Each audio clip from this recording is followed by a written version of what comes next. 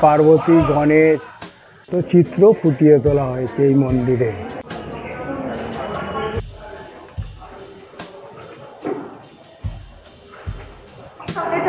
নমস্কার বন্ধু, আজ আমার গন্তব্যস্থল হলো হাওড়া থেকে যাচ্ছি, তারপর ট্রেনে করে এই হাওড়ায় এসেছি। ট্রেনে করে আজকে আপনাদের নিয়ে যাব ভদ্রেশ্বর 500 বছরের পুরনো মন্দিরের ভগবান শিব সমাধিস্থ সেই মন্দিরে আপনাদের আজ নিয়ে যাব। ভদ্রেশ্বর হলো ভারতের পশ্চিমবঙ্গে হুগলির একটি ছোট্ট জেলা শহর, যার নামকরণ হয়েছে 500 বছর পুরনো শিবের নাম অনুসারে ভদ্রেশ্বর হয়েছে। এই আমি এখন হাওড়া এসে পৌঁছালাম। চলুন আজ আমি আপনাদের হাওড়া থেকে ভদ্রেশ্বর নিয়ে যাচ্ছি। 500 বছরের পুরনো শিব মন্দির ভদ্রেশ্বর তারা মন্দিরের নাম অনুসারে আজ আমার গন্তব্যস্থল হলো ভদ্রেশ্বর। শিব এখানে লোহিত মূর্তিতে বাস করেন। লোককথা অনুসারে ত্রেতা যুগে যখন ভগবান বিষ্ণু রাম রূপে অতিবাহিত হয়, তখনই মানুষের হস্তক্ষেপ ছাড়াই ভগবান শিবের লোহিত দেহ ভূপৃষ্ঠে এসেছিল। বহু শতাব্দী আগে এই অঞ্চলটি হুগলি নদীর জলের নিচে ছিল এবং এটি বেশিরভাগ বন দ্বারা আবৃত ছিল। ছবিতে আপনি তা দেখতে পাচ্ছেন, তা কেবল নদীর সরে যাওয়া পথ পরিবর্তন করার পর ফুটে উঠেছে। এই আমি এবারে ভদ্রেশ্বরে এসে পৌঁছালাম। 3 নম্বরে লোকাল দিয়েছিল। 3 নম্বর থেকে আমি এবারে ওভারব্রিজ পার হয়ে 1 নম্বর দিয়ে বাঁদিক দিয়ে বেরিয়ে আমি এবারে অটোর উদ্দেশ্যে রওনা দিচ্ছি। দেখুন যে পথ দিয়ে যাচ্ছি, এরপর আমি অটোতে করে মন্দিরের উদ্দেশ্যে রওনা দিলাম। দেখুন, এই দেখুন আই লাভ ভদ্রেশ্বর লেখা আছে, এটাও আপনাদের তুলে ধরে দেখালাম। I love Bhadreswar. এই অটো করে এসে আপনাকে নামতে হবে এই বন্ধন ব্যাংকের এখান দিয়ে, আর বন্ধন ব্যাংকের পাশে একটা গলি আছে, বাঁদিক দিয়ে চলে যেতে হবে, তারপরে ভদ্রেশ্বর শিব মন্দির পড়বে। এই মনসাতলা হয়ে এই দিক দিয়ে শিবের মন্দিরে চলে যাবেন অটো করে এসে। নেবে মনসাতলায় নেবে, এই বট গাছের তলায় ঢোকার মুখেই অনেকে মনস্কামনা করে গেছে সুতো বেঁধে, এবং অনেক শিবলিঙ্গ এখানে পড়ে রয়েছে। এই দেখুন অনেক পুরনো বট গাছ এই শিব মন্দিরে, সেটা আপনাদের তুলে ধরলাম ভদ্রেশ্বরে। 1795 সালে ইস্ট ইন্ডিয়া কোম্পানি হুগলি জেলা হিসাবে গঠন করে এবং এই স্থানটি একটি শিল্প বলয় হিসাবে গড়ে তোলে। দূর দূরান্ত গ্রাম এবং রাজ্য থেকে মানুষ জীবিকা নির্বাহের জন্য এখানে ভিড় জমা এবং উপনিবেশ স্থাপন করে। 18 শতকের দিকে বাসিন্দা এই শিবলিঙ্গটি আবিষ্কার করেন। এই বার্তা দাবানলের মতন ছড়িয়ে পড়ে তৎকালীন বর্ধমানের মহারাজা, নাম জানা যায়নি, কানে পৌঁছয়। যেহেতু এই অঞ্চলটি তার ছিল, তাই তিনি তার লোক পাঠিয়ে এখানে একটি ছোট্ট মন্দির নির্মাণ করেন। এরপর মন্দিরটি কোনো রক্ষণাবেক্ষণ ছাড়াই পড়ে থাকে এবং এটি জরাজীর্ণ হয়ে যায়। কয়েক বছর পর শিবের একনিষ্ঠ ভক্ত সখীবালা দাস এর উদ্যোগে নেন এবং এটি সংস্কার করেন।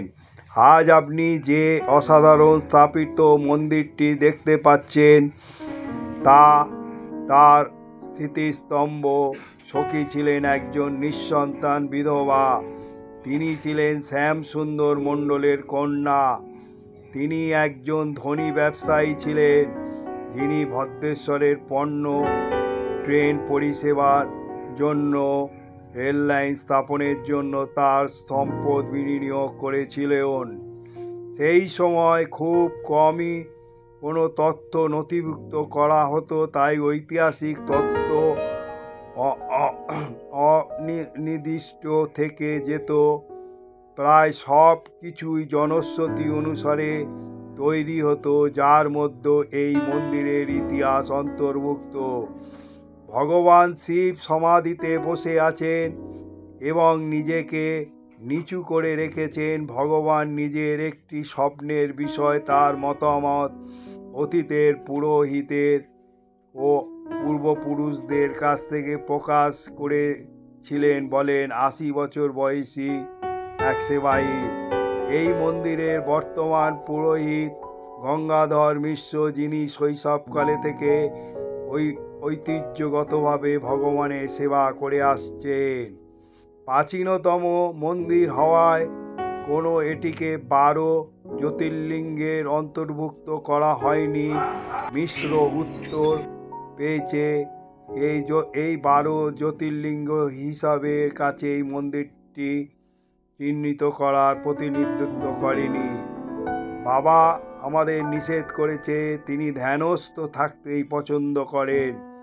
মিশ্র আজ যোগ করেন, শিবলিঙ্গ একটি দৃশ্যমান ফাটলের চিহ্ন রয়েছে। এটি একটি বিরল দৃশ্য। এর অর্থ কি? এই কল্পিতের ওপরে ফাটলের চিহ্নের ওপরে মিশ্র আরও বলেন যে এটি সম্পর্কে একটা আকর্ষণ গল্প ছিল। অনেক আগে একজন সন্ন্যাসী এই মন্দিরের পরিদর্শন করেছিলেন। সেই ফলকের ওপর মানিক নামক একটি মূল্যবান রত্নপাথর ছিল। রত্নপাথর দেখার পর লোভ সন্ন্যাসীকে পরাভূত করে ফেলে। তিনি ত্রিশূলের সাহায্যে রত্নপাথরটি উপড়ে ফেলে পালিয়ে যান। সন্ন্যাসী গঙ্গার নদীর তীরে পৌঁছতে খুব কষ্ট হচ্ছিল, কিন্তু গ্রামবাসী তাকে যন্ত্রণায় গর্জন করতে শুনতে পায়। জলে গেলাম, খাঁটি গেলাম, আমি পুড়ে গিয়েছিলাম, এবং পরে তিনি নদীতে ডুবে যান। এই ঘটনার পর লোকেরা এই ঘাটের নামকরণ করে মানিকনগর ঘাট।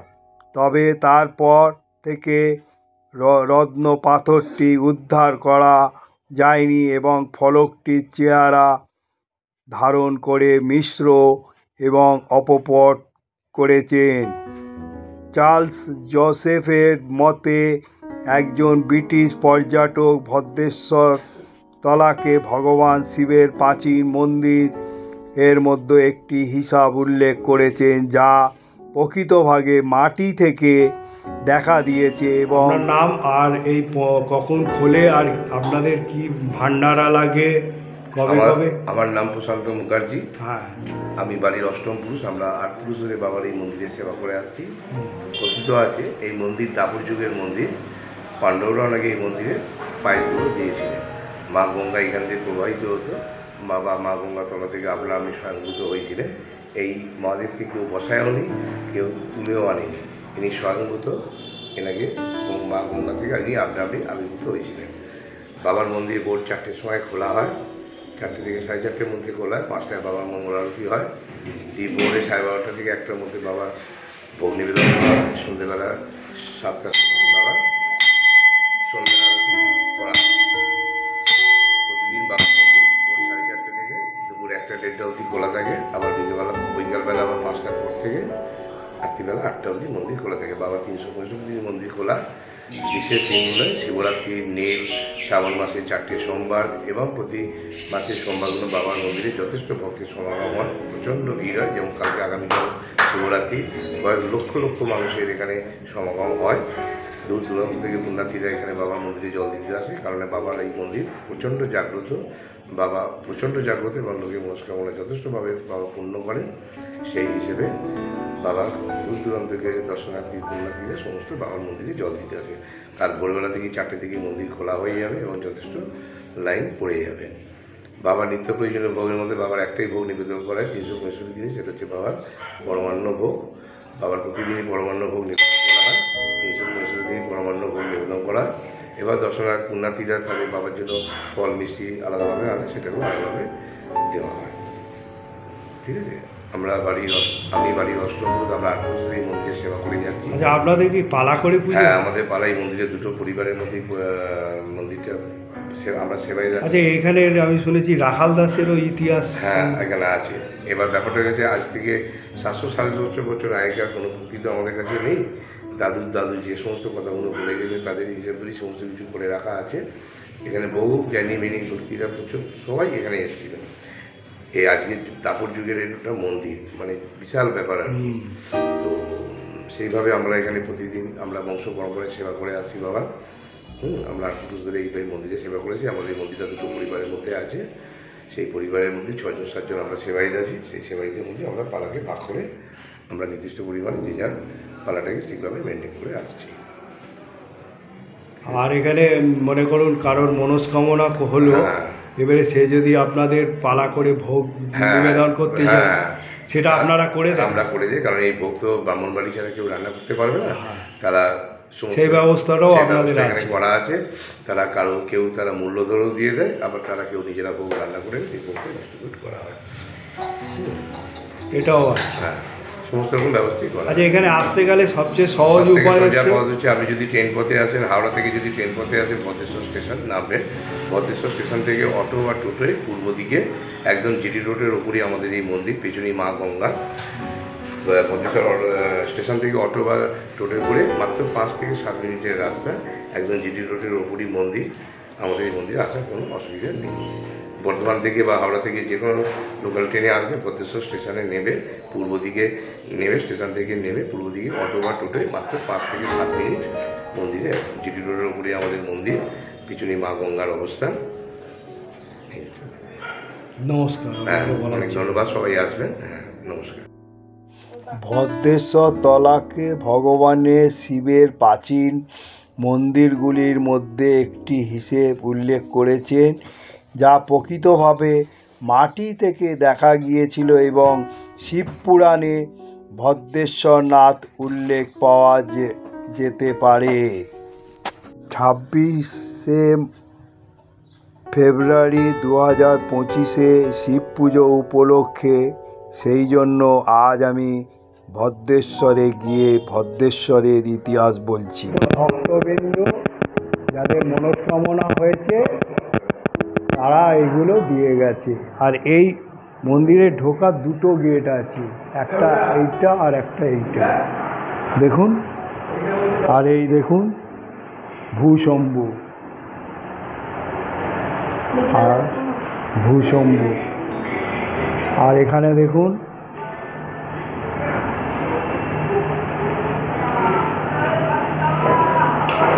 বহু দূর দূরান্ত থেকে এখানে মানুষ এসে মনস্কামনা করে। আর ত্রিশূলের সঙ্গে ডুগডুগি, এই ভূশম্ভুকে আপনাদের তুলে ধরলাম। কত ভক্তরা নিষ্ঠভাবে পুজো করে। হ্যাঁ, আচ্ছা, আপনি খুব ভক্তিভাবে দেখছি এই ভদ্রেশ্বরনাথকে পুজো করেন, মানে আপনার মনস্কামনা পূর্ণ হয়েছে বোধহয়। কোনো মনস্কামনা পূর্ণ, মানুষের চাহিদা শেষ নেই, হ্যাঁ, একটার পর একটা আছে, কিন্তু একটা মনকে সুখে, মনের শান্তিটা বিশাল। ও, মানুষের চাহিদা শেষ নেই, একটা পূরণ হলে আর একটা পূরণের জন্য। ঠিকই বলেছে, কিন্তু কি বলুন তো, কোনটা পরিপূর্ণভাবে পূর্ণ হলো সেটা জানা নেই আমার, কিন্তু আমার মনে খুব শান্তি পাই। আমার কোনো জায়গায় যেতে ইচ্ছা করে না। সর্বদা যদি আমার সংসার না থাকতো, মনে হতো আমি এখানেই বসে থাকি।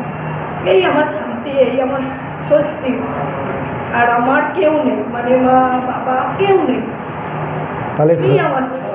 এই ভদ্রেশ্বর নাথই আপনার সব। আমার সব, সব। দেখুন, এক ভক্ত বললেন যে তার মনের শান্তি সবই এখানেই, তার কেউ নেই।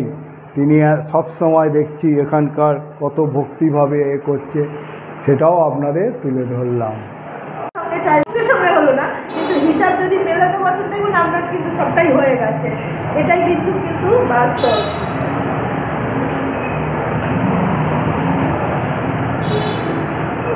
মন্দিরের পাশেই শ্রী শ্রী অন্নপূর্ণায় নমো একটা মন্দির আছে, চলুন সেখানে নিয়ে যাই। এই ভদ্রেশ্বর শিব মন্দিরের পাশে অন্নপূর্ণা মন্দির আছে, চলুন সেটা নিয়ে যাই।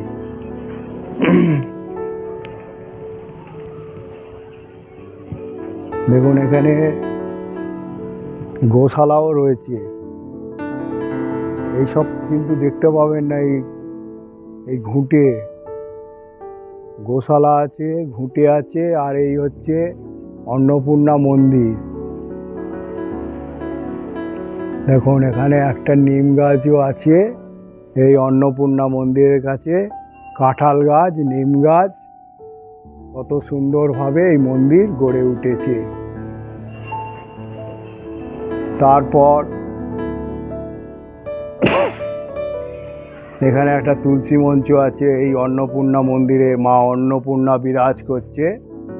আর এই গোশালা পাশে দেখুন, এখানে গোমাতা বিরাজ করছে, সেটাও আপনাদের তুলে ধরলাম। তোদের বসার জায়গা, কত সুন্দরভাবে মন্দির গড়ে উঠেছে। আর এই হলো চূড়া বিশিষ্ট ভদ্রেশ্বরনাথ মন্দির।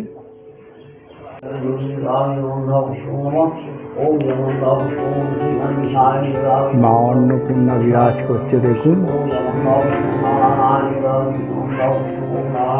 পণ্ডিত মশাই পুজো করছে এখন।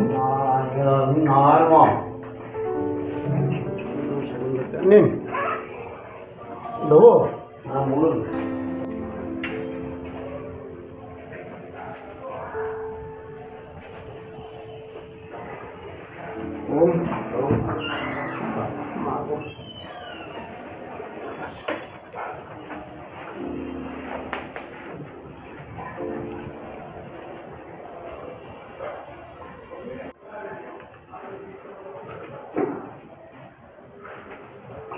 আমার নাম দীননাথ পাঠক। আপনি এই আমি আমরা 4 ভাই, 4 ভাইয়েরই এই মন্দির, বা কোনো ভাগ হয়নি কোনো, কেমন। আর তো আমি এই মন্দিরে পূজারি, আর দাদারাও করেন যখন কোনো উৎসব হয়, কেমন। আর এছাড়া হচ্ছে আপনার এই মন্দির আমাদের 3 পুরুষ হয়ে গেল, কেমন। মানে আমার দাদু করেছেন, বাবা করেছেন, আমরা করছি। আর তার আগে ছিলেন তেলনিপাড়ার যে জমিদার, তাদের অন্নপূর্ণা মন্দির ছিলেন, তারা আর চালাতে পারলেন না। তারা বললেন আপনাদের উপর অর্পণ করে দিলাম, আপনারা যা করবেন, কেমন। তারপর থেকে মানে ধরুন মোট মাঠ সব নিয়ে ধরুন অন্তত 500 বছরের উপর হয়ে গেছে, সব জেনারেশন নিয়ে, কেমন। এইভাবে মা অন্নপূর্ণা ছাড়া আরো কে বিরাজ করছে? ইনি অন্নপূর্ণা আছেন মাতালে। আমাদের পাড়া এখানের মধ্যে ভদ্রেশ্বর যেটা জ্যোতির্লিঙ্গ দেখছেন, এটা এর থেকেও পুরনো, কেমন। এটা আপনার শরিক আছে 5-6 জনের। আর এছাড়া আপনার এখানে শ্যামসুন্দর মন্দির আছে রাধাকৃষ্ণের, গঙ্গার ঘাটের কাছে, ওইখানে আছে। এই হচ্ছে, আর শেতলা মন্দির আছে পেছনে, এই 5-10 মিনিট হাঁটলে, হ্যাঁ। আর ওদিকে তটিনী সিনেমাখানে কালী মন্দির আছে, ওটাও খুব পুরনো নয়, কেমন। এই হলো ব্যাপার। আর এখানে উৎসব বলতে আপনার শিবরাত্রি হয়, যেমন এই কালকে হবে বুধবারে। শিবরাত্রির পর আসে আপনার পয়লা বৈশাখ হয়, আর তারপরে আপনার নতুন অক্ষয় তৃতীয়া হয় বৈশাখ মাসে। এই হচ্ছে উৎসব। আর উৎসবের সময় অন্নপূর্ণা পুজোর সময় তো এখানে খুব, হ্যাঁ, অন্নপূর্ণা পুজোর সময় এখানে সমারোহ হয় লোকের। আপনার বিভিন্ন লোক আসেন, পুজো দেন, বস্ত্র বিতরণ, বস্ত্র আপনার ঠাকুরকে দান করেন, পুজো যার পুজো, মানসিকের পুজো। আর এছাড়া পুজো হয় বিপদদারিণী, যেটা রথের পর হয়, বিপদদারিণী পুজো, খুব ভিড় হয়। এই হচ্ছে উৎসব। এখানে মোটামুটি ধরুন 6 মাস মতো মোটামুটি উৎসব হয়, তারপরে আবার অফ টাইম চলে, কেমন। এই হচ্ছে এখানকার বহুত পুরনো মন্দির। বহুত পুরনো মন্দির এই মন্দির, হ্যাঁ। আর এর থেকেও এই বাবা হচ্ছেন আরো পুরনো, কেমন? বাবা আরো পুরনো। হ্যাঁ, বাবা ভদ্রেশ্বরনাথ, উনি জ্যোতির্লিঙ্গ, মানে আপনার থেকে উদ্ভূত হয়েছেন, কেমন? স্বপ্নাদেশ যাকে বলে। হ্যাঁ, এই হলো বর্ণনা। হ্যাঁ, দেওয়া হয় মাকে। আর মানে আর বেলা নারায়ণ পুজো হলো সকালবেলা, সকালবেলা নারায়ণ পুজো, সন্ধ্যেবেলা আরতি, সন্ধ্যেবেলা আরতি হয়ে যায় আরতির পর। তাহলে এখানে জয়া বিজয়া সিংহ বিরাজ করছেন, সিংহ বিরাজ করছে। আর এই প্রতিষ্ঠিত ঘর, আর এই হচ্ছে বুদ্ধ পূর্ণিমার সময় আপনাদের প্রতিষ্ঠা দিবস পালন হয়। হ্যাঁ, পালন হয়, ঠাকুরের ভোগ হয়, ওই সময় আসবেন। আর মা অন্নপূর্ণার কাছে, হ্যাঁ, এই হচ্ছে আমাদের মহাদেব। হ্যাঁ, মহাদেব ভিক্ষা চাইছে। হ্যাঁ, আর জয়া আর বিজয়া, হ্যাঁ, এই হলো মন্দিরের বর্ণনা। হ্যাঁ, এখানে ভক্তবৃন্দরা ধূপ মোমবাতি, দেখুন শিব পুজো উপলক্ষে এখানে পুরো প্যান্ডেল হচ্ছে। কালকে ভক্ত সমাগম হবে, দেখুন সেটাও আপনাদের তুলে ধরলাম। পুরো কাজ চলছে, সব ব্যস্ত এই মন্দিরে। তাই মন্দিরে দেখুন ভক্তরা এসে মনস্কামনা করছে। বন্ধু, আজ আপনাদের ভদ্রেশ্বরনাথে, যেটা ভদ্রেশ্বরে অবস্থিত, এই মন্দিরে এনে আপনাদের মন্দির দর্শন করালাম। এই জ্যোতির্লিঙ্গ, যেটা মানে মাটি ভেদ করে পাওয়া গেছে, বহুত পুরনো মন্দির। এখানকার পণ্ডিত মশাইও আমাকে এই মন্দির সম্বন্ধে অনেক কিছু বলল। কাল শিব পুজো, কীভাবে আসতে হয় সেটাও আমি দেখিয়ে দিয়েছি। আর মন্দিরের পাশেই একটা অন্নপূর্ণা মন্দির আছে, সেটাও আমি তুলে ধরেছি। তা এই ব্লগটা দেখার পর আপনারা লাইক করবেন, আর যত শেয়ার করবেন, পশ্চিমবঙ্গে এরকম যত শিব মন্দির আছে সব জানতে পারবে। আর যারা এখনও সাবস্ক্রাইব করেননি, যদি সাবস্ক্রাইব করেন তাহলে আইকন বোতামটা টিপে দেবেন। আমি যখনই কোনো ব্লগ বানাবো আপনারা পেয়ে যাবেন। আপনারা ভালো থাকুন, সুস্থ থাকুন। জয় ভদ্রেশ্বরনাথ, আর জয় মা অন্নপূর্ণা বলে এখান থেকে আমি আমার গন্তব্যস্থলে রওনা দিলাম।